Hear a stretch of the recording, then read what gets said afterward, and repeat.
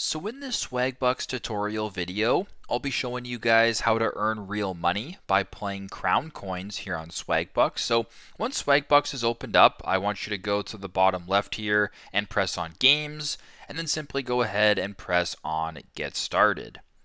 Now it's going to go ahead and bring you to the Swagbucks website, and you're going to be on the game screen right here. So what you can actually do if you want to make real money, by playing crown coins, simply just scroll down. For me, under most popular, you can also go ahead and just search it up how you want. But under most popular here, earn up to 73,740 Swagbucks by playing crown coins. Now if you were to go ahead and press on this right here, it can explain how to. So press get now, download the app. Now while you're playing the game Crown Coins, you can earn a bunch of different stuff, right? Like for example, if you make 20 spins, you get 15 swag bucks. If you were to scroll down and basically just spend money on the game, play the game over time, rank up, etc., you can earn a bunch of different swag bucks, which then in theory can be exchanged for gift cards or money. So pretty simple, pretty straightforward, but that's how you guys can earn real money by playing crown coins here on Swagbucks. Thanks again for watching, and I hope this video helps.